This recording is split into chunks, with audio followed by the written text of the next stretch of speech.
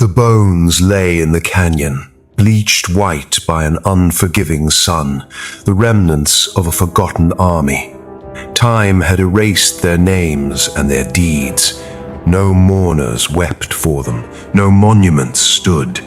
They were mere fragments in a valley that had swallowed them whole, leaving the world to forget they ever existed. Then, the silence was shattered by a question. Son of man, can these bones live? Ezekiel stood in the dead center of the valley, the desert wind tugging at his cloak.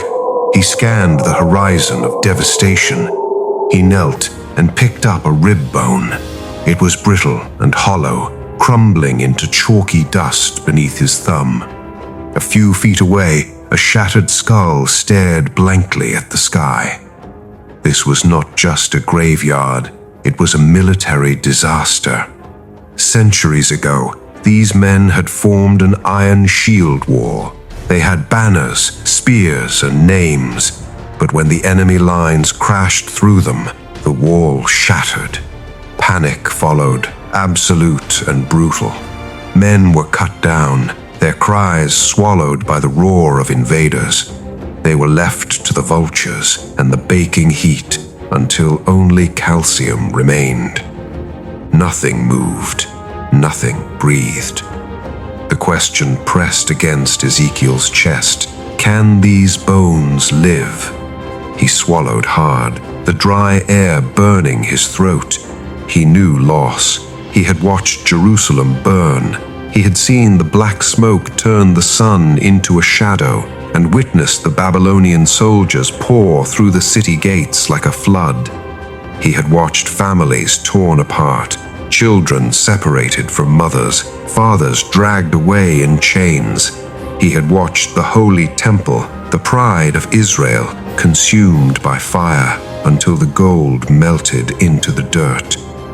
Those memories never faded. Even now, in exile, those images returned in vivid flashes. He could still smell the bitter scent of cedar and ash. He could still feel the suffocating helplessness. The kingdom was gone.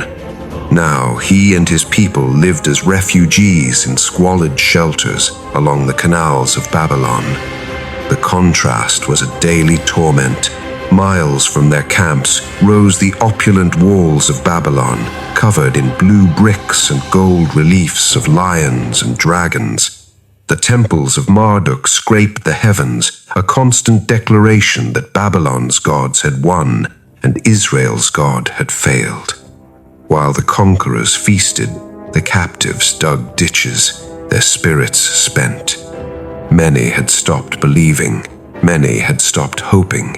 Everywhere Ezekiel looked, he saw people staring blankly into the mud. A dark mantra whispered over dying campfires. Our bones are dried up, and our hope is gone. We are cut off. Standing in that valley, Ezekiel realized why he was there. This place was a mirror of his people's souls, broken, scattered, forgotten. Again the voice came. Can these bones live? Ezekiel felt the trap of logic. To say yes was to defy the laws of nature. To say no was to deny his God. Caught between the debris and divine authority, he answered, Sovereign Lord, you alone know. The valley went silent. Then came a jarring command. Prophesy to these bones. Say to them, dry bones, hear the word of the Lord. Ezekiel stood paralyzed. There was no crowd, only death. Yet he had learned that obedience often precedes understanding. He took a breath and allowed his voice to ring against the canyon walls.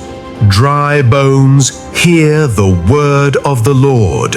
This is what the sovereign Lord says. I will make breath enter you, and you will come to life. I will attach tendons to you, cover you with flesh and skin, and put breath in you. Then you will know that I am the Lord." The silence shattered. A deep rumble vibrated through the earth, shaking the soles of his sandals. A sharp, terrifying crack echoed off the walls, followed by a chaotic clattering. Ezekiel stumbled back as the transformation erupted. First, bone rushed to find bone, ribs sought spine columns, thigh bones raced to find hip sockets, and finger bones snapped back onto wrists. Second, a violent weaving of muscle. White tendons lashed over joints, locking frames into place. Sheets of dark muscle and flesh crawled over the skeletal frames, and a layer of skin wrapped around the bodies. Third, the terrifying pause. The debris was gone. In its place lay thousands of perfectly formed bodies. Ezekiel stepped closer, his heart hammering. He looked at the face of the man nearest him. Features were smooth, the jaw set, but the chests were flat. The eyes remained closed. No rise and fall of respiration. No warmth, no pulse. They had form, but they were still dead. The voice spoke again. "Prophesy to the breath. Say to it, this is what the sovereign Lord says. Come, breath, from the four winds, and breathe into these slain, that they may live." Ezekiel turned to the horizon. He commanded the wind, the ancient spirit that had moved over the deep at the dawn of creation, to converge. A gale-force wind howled, whipping up gray dust. It swept over the ridges and rushed across the thousands of cold, pale faces. Then the wind entered them. Lungs inflated, heart chambers slammed open, pumping blood through new arteries. Eyelids snapped open. The bodies stood. Ezekiel stood frozen as a vast army arose, vibrant, alert, and fully alive. Their synchronized movement shook the valley, the sound like the roar of an ocean. Then the voice spoke. "Son of man, these bones are the people of Israel. They say, 'Our bones are dried up.' Therefore prophesy. My people, I am going to open your graves and bring you up. I will put my spirit in you, and you will live, and I will settle you in your own land." The wind died down. The silence of death had been replaced by the quiet after a storm of life. Hours later, the mud brick walls of the refugee camp rose out of the Babylonian horizon. Ezekiel walked through the gates. He passed elders sitting by the canal, their eyes hollow, staring at the water. These were men who had once held power. Now their clothes were stained with the heavy clay of Babylon. They went through the empty motions of survival, carrying a graveyard inside their hearts. Ezekiel stopped in the square. The people looked up, noticing the fresh dust on his sandals and the intensity in his eyes. An elder sighed. "Why do you look at us like that, prophet? Our bones are dried up. Our hope is lost." Ezekiel looked at his own hands, clean of the bone dust. He gave them the words he had carried out of the canyon.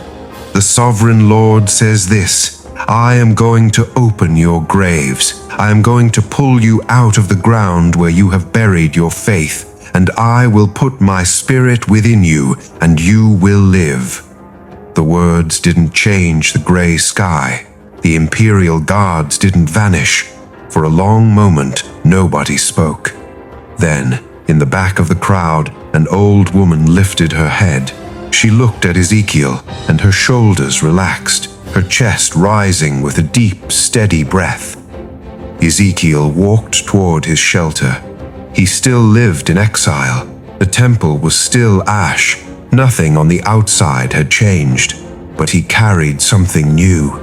He had watched death rattle, breathe, and march again. For the first time, the prophet smiled. He knew that if bone could find bone in a forgotten valley, no story is ever truly over. If this story moved you, subscribe. Join us for the next chapter.